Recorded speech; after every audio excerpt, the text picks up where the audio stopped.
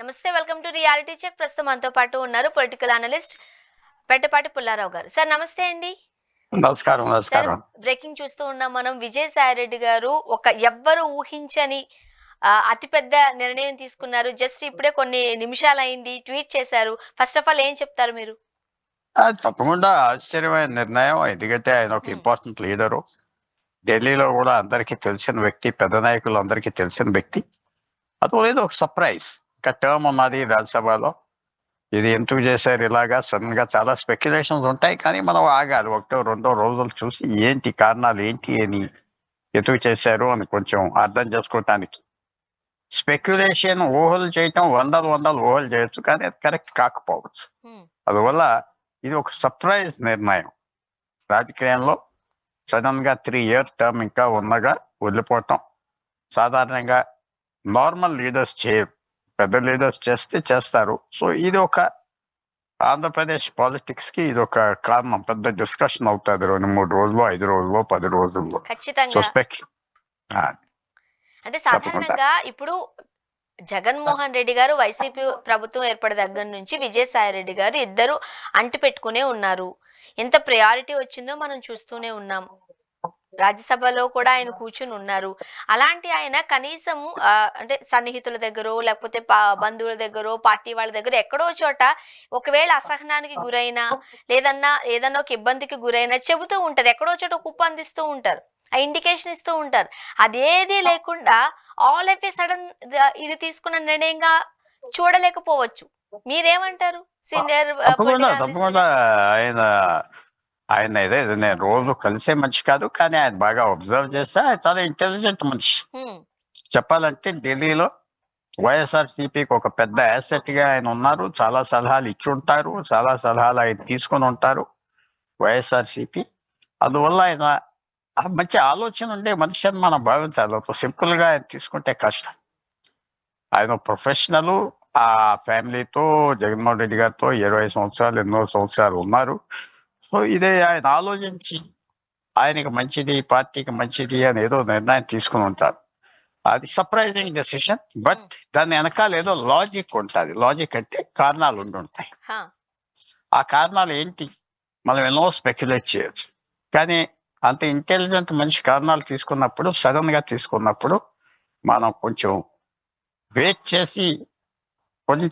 చేస్తే బాగుంటుంది. ఎస్పెషలీ నాలాంటి వ్యక్తి ఈజీగా కమెంట్ చేయకూడదు. ఇలా చేశారా, అలా చేశారా, చాలా మంది అడిగారు ఈ కారణానిక ఆ కారణానిక అంటే కొంచెం ఇబ్బంది లేకుండా, నాకు ఇబ్బంది లేకుండా కొంచెం మెచ్యూర్ గా చెప్పాలి కదా. ఎన్నో కారణాలు చెప్పేయచ్చు. నేను 100 కారణాలు ఇవ్వచ్చు.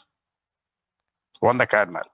ఆ 100 కారణాల్లో ఏది కరెక్ట్ కాకపోవచ్చు. కొంచెం ఏంటి దీని రియాలిటీ ఏంటి, ఆయనకి ఏమన్నా ఇది ఒక రకమైన డిస్గస్ట్ వచ్చిందా పాలిటిక్స్ మీద, అలసిపోయారా, కారణాలా, హెల్త్ కారణాలా ఏంటి అని మనం మెల్లిమెల్లిగా మనకు బయటకు వస్తాయి. ప్రస్తుతం ఏంటంటే ఆయన గురించి ఒక ఇంపాక్ట్ వచ్చింది అన్నారు కదా. అంటే మిగతా ఇందాక ఒక 3 నెలల క్రితం 3 రాజ్యసభ ఎంపీలు రిజైన్ చేశారు వైఎస్ఆర్సీపీ నుంచి. అది ఎవరన్నా పట్టించుకున్నారంటే పట్టించుకోలేదు కదా. ఎవరు పట్టించుకున్నారు? రిజైన్ చేశారు, వెళ్ళిపోయారు, ఎక్కడో కూర్చున్నారు, ఏదో అయిపోయేది. ఈయన అలాగ లేదంటే ఈయన చాలా ఇంపార్టెంట్ వ్యక్తి ఆ పార్టీకి. ఆంధ్రప్రదేశ్ పాలిటిక్స్ లో 2016 నుంచి ఒక ఇంపార్టెంట్ రోల్ ప్లే చేశాడు. అది మనం అందరం ఒప్పుకున్నట్టే కదా. ఆయన మీద డిస్కషన్ వస్తుందంటే 3 రిజైన్ చేశారు కదా ఒక 2-3 నెలల క్రితం, 6 నెలల క్రితం. వాళ్ళ గురించి ఎవరు ఏం పట్టించుకోలేదే. అంటే ఇప్పుడు అదే కదా సార్, ఇప్పుడు విజయసాయిరెడ్డి లాంటి పెద్ద వ్యక్తి ఎక్స్పీరియన్స్ గా ఉన్నారు. జగన్మోహన్ రెడ్డి గారితో అత్యంత సన్నిహితంగా ఉన్నారు. వైసీపీ ప్రభుత్వంలో క్రియాశీలక పాత్ర పోషించారు. ముఖ్యమంత్రి తర్వాత ముఖ్యమంత్రి స్థానంలో ఉన్నారు. చూడండి, మన అనర్గళంగా ఒక 5 నుంచి 10 నిమిషాలు మాట్లాడొచ్చు. అలాంటి వ్యక్తి రాజీనామా చేశారు అంటేనే కదా ఇప్పుడు అసలు ఎందుకు గల కారణాలు ఏమై ఉండొచ్చు. ఇప్పుడు ఎంత పెద్ద ఒక డ్రాస్టిక్ డెసిషన్ తీసుకునే ముందు జగన్మోహన్ రెడ్డి గారికి చెప్పే ఉండొచ్చు అంటారా? ఇప్పుడు మనం సేపు మాట్లాడుతున్నాం, మీతో పాటు సన్నిహితంగా ఉన్నా సరే ఇలాంటి ఒక డెసిషన్ తీసుకుందాం అనుకుంటున్నాను అని చెప్పే అవకాశాలు ఉన్నాయా? తప్పకుండా ఉంటాయి. మనం ఎందుకు లేవనుకోవాలి. ఆయన స్టేట్మెంట్ కూడా చదివే జగన్మోహన్ రెడ్డి గారికి మంచిగా విష్ చేశాడు కదా, మంచి కోరుతున్నా అని. సో తప్పకుండా చెప్పుంటాడు. చెప్పకుండా ఆయనకి షాక్ ఎందుకు ఇస్తాడు? ఇప్పుడు చెప్తే ఎందుకు ఆయనకి ఆపలేదు? చెబితే ఎందుకు ఆపలేదు? ఆయన పట్టించుకోలేదేమో, ఎందుకు ఆపలేదంటే ఊహలు నేను చెప్పొచ్చు, 100 ఊహలు చెప్పొచ్చు, 1 2 3 4 5 6 7 8 9 10. కానీ ఫ్యాక్ట్స్ బేస్ మనకు తెలియనప్పుడు, ఇన్ఫర్మేషన్ సౌండ్ రీజన్స్ తెలియనప్పుడు తెలిసినట్టుగా మాట్లాడితే కూడా నష్టమే. హ్మ్. అది ఊహలు అయిపోతాయి, లైట్ వెయిట్ గా అయిపోతాం. మనం కొద్దిగా ఏంటంటే ఇది సర్ప్రైజింగ్ స్టెప్. చాలా intelligent టాక్టిషియన్, strategist.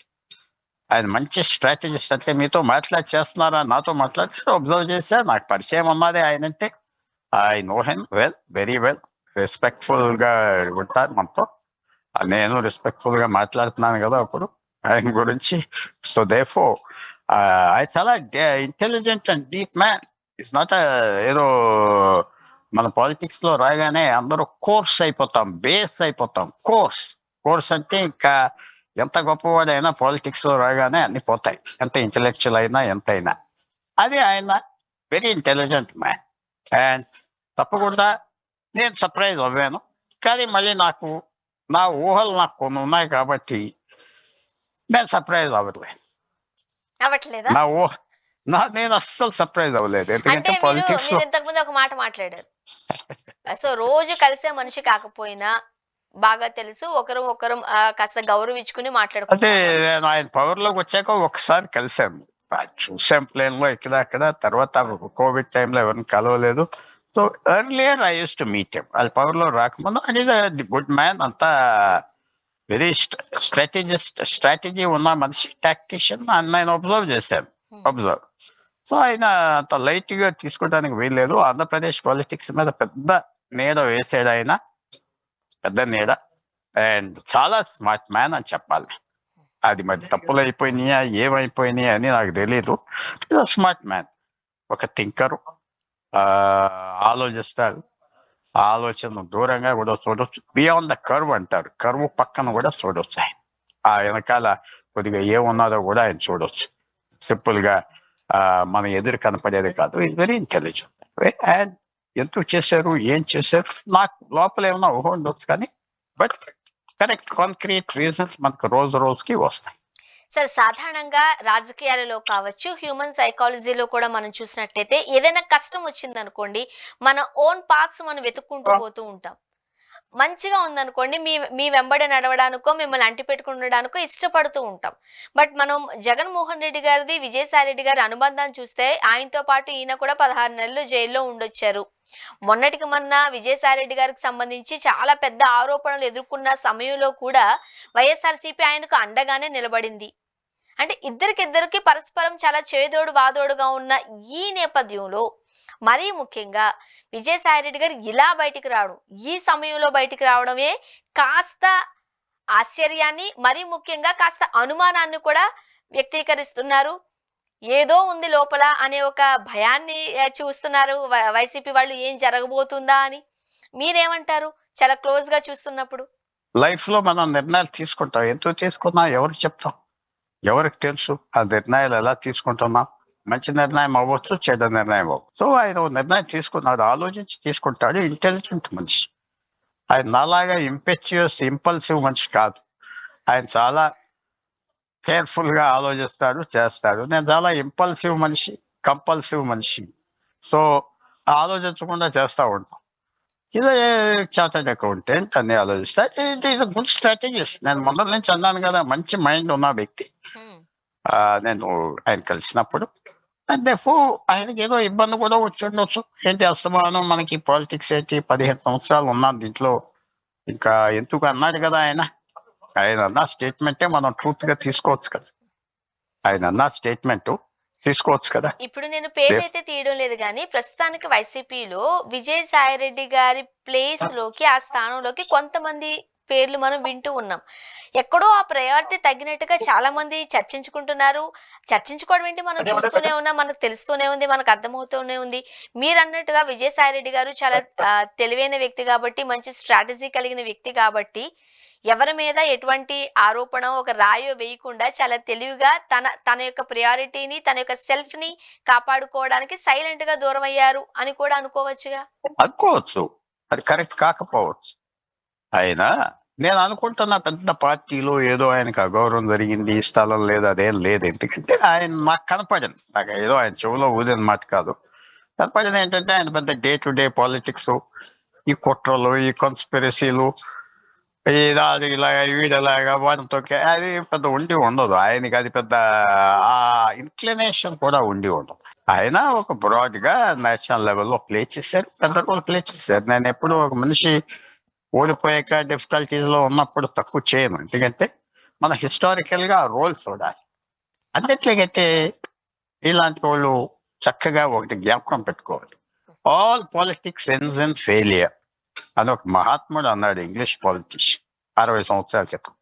Unless it's cut off at happy junction, అదే వాడు చచ్చిపోయినా చచ్చిపోవాలి, లేకపోతే రిజైన్ మధ్యన చేసేసి ఇంటికి వెళ్ళిపోవాలి. చీఫ్ మినిస్టర్ గా రిజైన్ చేసి, ప్రైమ్ మినిస్టర్ గా రిజైన్ చేసి వెళ్ళిపోతే అలా జ్ఞాపకం ఉంటాయి.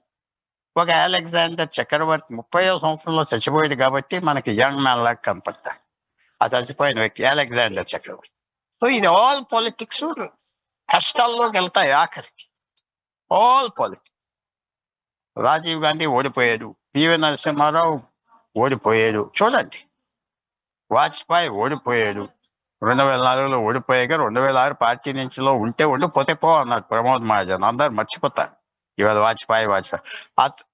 అద్వానీ గారి పరిస్థితి ఏంటి, మురళీ మనోహర్ జోషి పరిస్థితి ఏంటి? Politics ends in failure. ఇది పర్మనెంట్ గా కొంతమంది సాగిస్తారు. సో అది కూడా మనం ఎల్లకాలం ఉంటాం. నేను ఇందాక ఒక మాట చెప్పాను, 3 రాజ్యసభ ఎంపీ రిజైన్ చేశారు కదా వైఎస్ఆర్సీపీ నుంచి, వెళ్ళిపోయారు, ఇంకో పార్టీ జాయిన్ అయ్యి. ఎవరు పట్టించుకున్నారా? పట్టించుకోలేదే. ఈయన గురించి పట్టించుకుంటున్నారంటే ఈయన ఇంపాక్ట్ ఉన్నట్లు లెక్క, ఈయన మీద పెద్ద ఇంపాక్ట్ ఉండాలి. ఆయన ఒక స్థలం ఉండేది, ఆ స్థలం నుంచి తప్పుకున్నాడా అని అందరికీ అర్థం చేసుకునే ఆలోచన కూడా ఉండదు, అంతే కదా. లేకపోతే మాట్లాడరు కదా, రిజైన్ చేసాడా, ఇంకో పార్టీ జాయిన్ అవుతున్నాడా, వెళ్ళిపోయాడా అన్నారు కదా వాళ్ళ ముగ్గురు గురించి. పాపం వాళ్ళు మంచోళ్ళే, వాళ్ళ పదవులు బాగున్నాయి, చక్కగా ఉన్నారు, ఆ పదవిలో కూర్చున్నారు, అలంకరించారు, అలంకరిస్తుంది పదవి వాళ్ళని. But nobody cares. ఎవరు బయలు కూడా అడిగితే, ఎవరు రోడ్డు మీద ఎవరికి తెలియదు కూడా, న్యూస్ పేపర్ చదివేవాడు కూడా చెప్పలేకపోతాడు ఆ 3 పేరు. ఈయన పేరు కొంచెం ప్రజల మైండ్లోకి వెళ్ళింది. సో ఇంకా పొలిటికల్ కెరియర్ ఉంటుందా, ఉండదా? ఉండొచ్చు. ఆయనకి ఈ డిజైర్ ఉంటే ఉంటుంది, కానీ డిజైర్ clear గా లేకపోతే చెప్పారుగా, ఉండదు. నేను ఏ రాజకీయ పార్టీలోకి వెళ్ళాలనుకోవట్లేదు, వ్యవసాయం మీదే అంటే నాకు ఇంట్రెస్ట్, సో నేను ఇలాంటి రాజకీయాల జీవితం నాకు వద్దు అన్నట్టుగా ప్రస్తుతానికైతే ట్వీట్ చేశారు. ఇదే మాట మీద రేపు ఉంటారా లేదో తెలియదు, కానీ ఇప్పటికైతే మాత్రం రాజకీయాల నుంచి పూర్తిగా తప్పుకుంటున్నాను అని అయితే క్లియర్ గా మెన్షన్ చేయడం జరిగింది. అంటే మనం అది కూడా ఆయన రేపే ఒక ట్రాక్టర్ కి పొలం దున్నేయటం మనమేం చూడం, హ్మ్. తలపా కట్టుకుని ఆ కొబ్బరి మొక్కలు ఎక్కటం, లేకపోతే ఒక కత్తి పుచ్చుకుని ఆ గడి తీయటం ఏం చూడం, అంతే కదా. వ్యవసాయం అంటే ఏంటి, అలా తిరిగి ఆ పళ్ళు ఎలా ఉన్నాయి, చెట్లు ఎలా ఉన్నాయో చూస్తాం మొత్తం. కొన్ని రోజులు పోయాక ఆయనకి డిజైర్ ఉంటే పాలిటిక్స్ లో ఫ్యూచర్ ఉండాలి, డిజైర్ ఉంటే. ఇప్పుడు మీరు అన్నట్టు మీ పాయింట్ దగ్గరకు వద్దాం. ఒకవేళ నిజంగానే డిజైర్ ఉంది, ఇప్పటికీ పార్టీలో నుంచి చాలా కూల్ గా, కామ్ గా, గౌరవంగా బయటకు వచ్చేయాలి కాబట్టి జగన్మోహన్ రెడ్డి గారికి అలానే భారతమ్మ గారికి ఎంతవరకు నాకు సహకరించినందుకు థ్యాంక్ యూ చెప్పారు. ద సేమ్ టైం ఇంకొక మాట కూడా అన్నారు, నాకు చంద్రబాబు నాయుడు గారితో ఎలాంటి విభేదాలు లేవు. మరోపక్క పవన్ కళ్యాణ్ గారితో నాకు చిరకాలంగా స్నేహం కొనసాగుతోంది. వీళ్ళ వైపు కూడా చాలా పాజిటివ్ గానే ఆయన చెప్పడం చూసేసరికి ఏమో రేపు ఏమైనా జరగచ్చేమో. ఏమైనా జరగవచ్చు, రేపు ఏమైనా జరగకపోవచ్చు కూడా. Future is not in our hands. Politics లో సక్సెస్ అనేది గ్యారంటీ కాదు.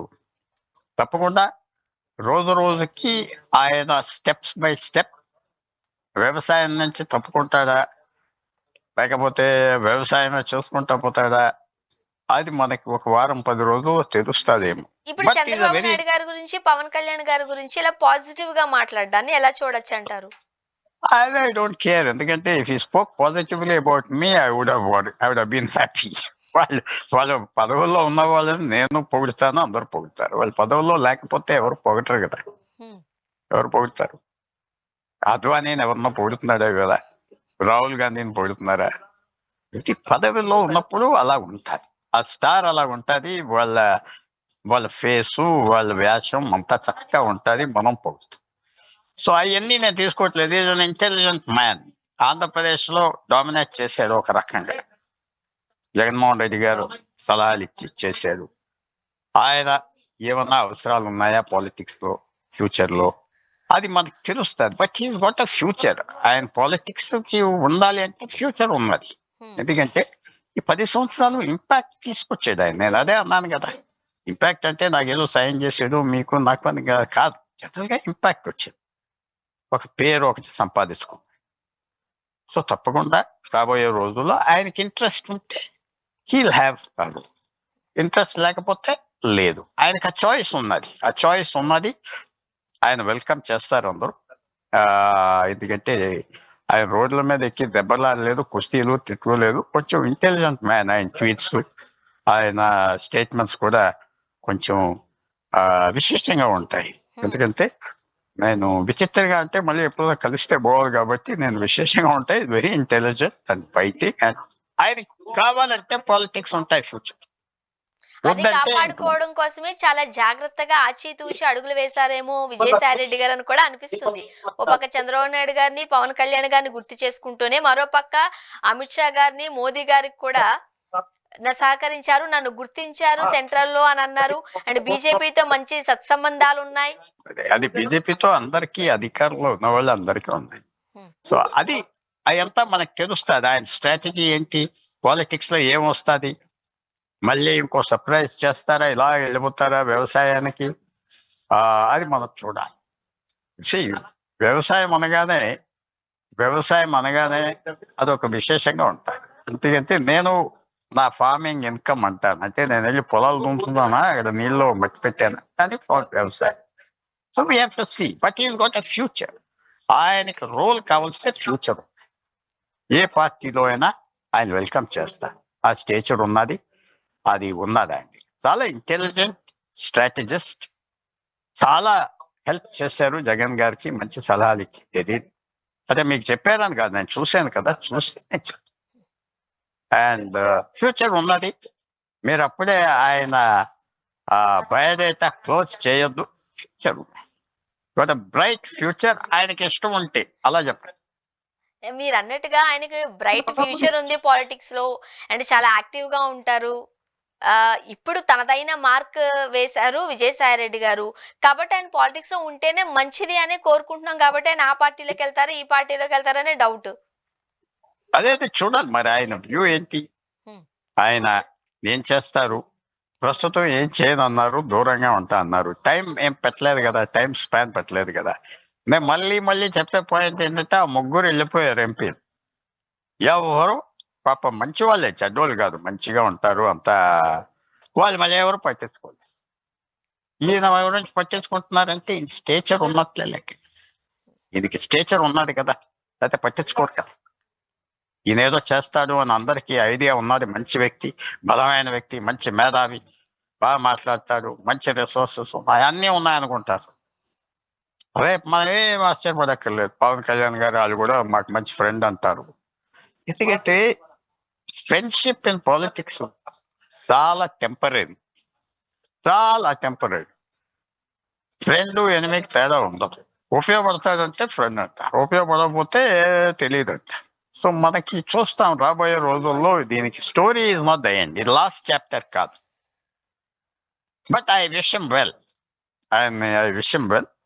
అండ్ పెద్ద రోల్ ప్లే చేశారు. నేను చూసాను చాలా పెద్ద రోల్ ప్లే చేశాడు. మేధావి, ఆలోచిస్తాడు, ఇది థింకర్. పొటెన్షియల్ గా మంచి బలం ఉన్నది నాయకులు ఆయన మాట వింటే. అండ్ చెస్ ఆడుతాడు వాళ్ళు తెలియదు కానీ చెస్ ప్లేయర్ గా, మంచి గ్రాండ్ మాస్టర్ గా కూడా ఆయన రావచ్చు.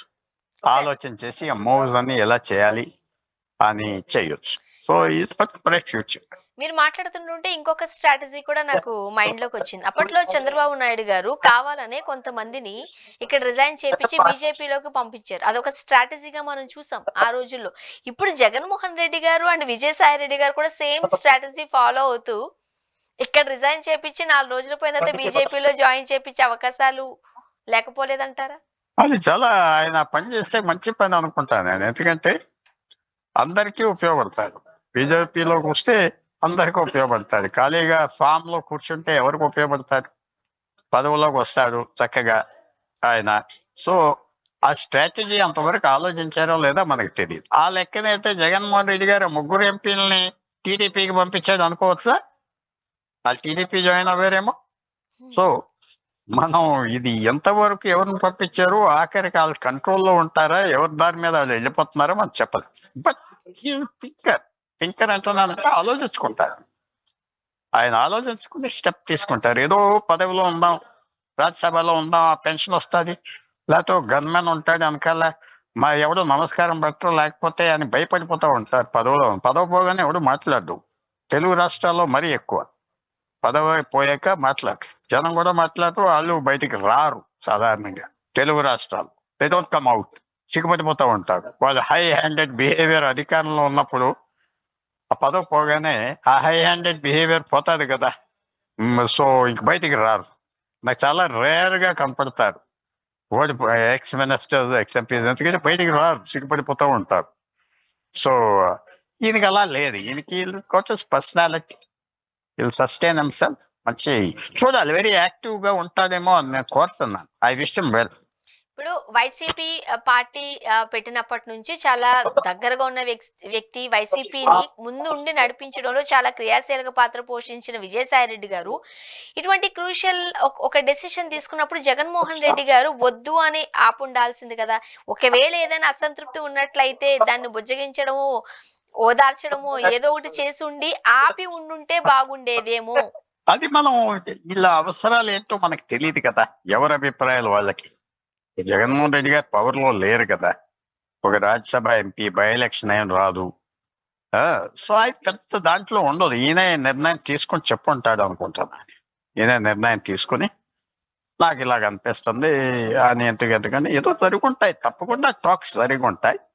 బట్ ఇవన్నీ నేను ఏమంటున్నానంటే కొన్ని రోజులు పోయాక బయటకు వస్తాయి మెల్లిమెల్లిగా. విన్న వాళ్ళు చెప్తారు, లేకపోతే విన్నట్టుగా చెప్తారు. అవన్నీ మనం కేర్ఫుల్ గా అనలైజ్ చేస్తే ట్రూత్ వస్తాయి. కొన్ని అబద్ధాలు కూడా బయటకు వస్తూ ఉంటాయి. ఇవన్నీ పాలిటిషియన్స్ లో అవన్నీ చూడాలి. మనం చెప్పేది అనేది అనుకోకూడదు. సిన్సియర్ గా మాట్లాడుతున్నారంటే దొంగలు కూడా ఉన్నారు అలాగా. Wait for few days.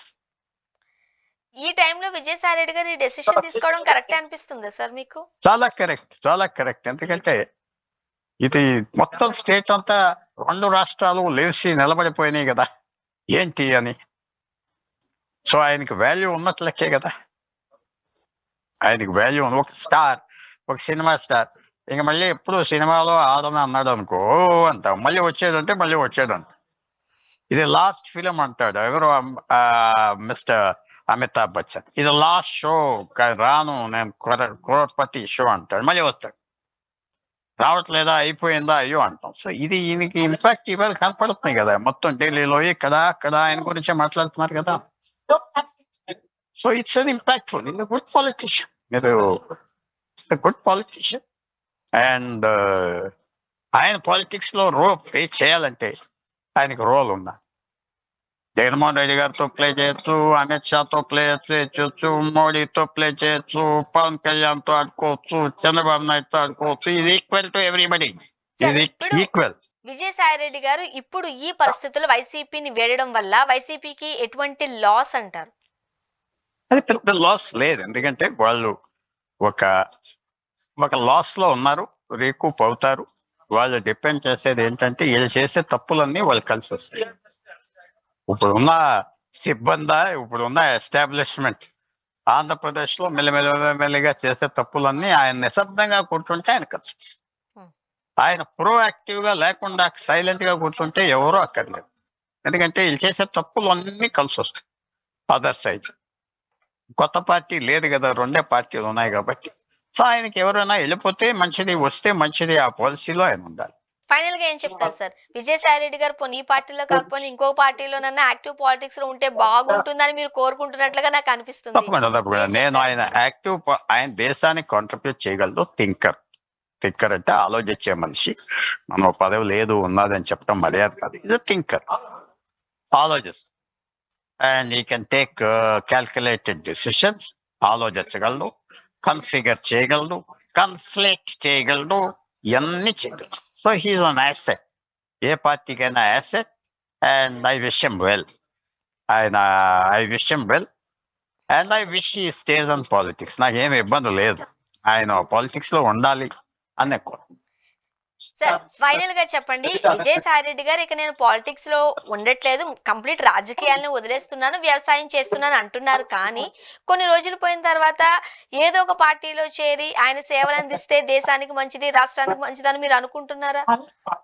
తప్పకుండా అలా అలా జరిగే అవకాశాలు దేశానికి ఉన్నాయంటారా?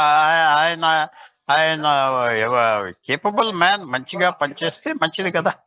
ఆయన ఎవరు, ఆయన ఏ పార్టీకి వెళ్తారు అని నాకు తెలియదు, కానీ కేపబుల్ మ్యాన్, థింక్ చేయగలడు, రెస్పాన్సిబిలిటీ ఇస్తే సాధించగలడు. మరి ఎంతవరకు ఆయనకు ఆ స్పేస్ ఇస్తారు, ఆ ప్లేస్ ఇస్తారు పాలిటిక్స్ లో నేను చెప్పలేను. బట్ ఈ 9 సంవత్సరాలు ఆయనకి ఇమెన్స్ ఇంపార్టెన్స్ ఆంధ్రప్రదేశ్ లో ఉన్నారు. ఇమెన్స్ ఇంపార్టెన్స్ కి ఆయనకి ప్రజలు, ఆ పార్టీ పాలిటిషియన్ ఇచ్చారు. తక్కువ ఆయన రోల్ ప్లే చేసేది, మంచిదా చెడ్డదా, నేను లాభం ఇచ్చానా, నాకు వచ్చిందా లేదా, అది వేరే విషయం. He has played a role. ఆయన పేరు అందరికీ తెలిసింది, ఒక పవర్ఫుల్ మ్యాన్ గా.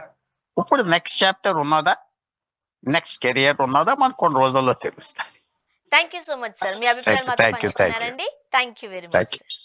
ఇది వాళ్ళ రియాలిటీ చెక్. Stay tuned.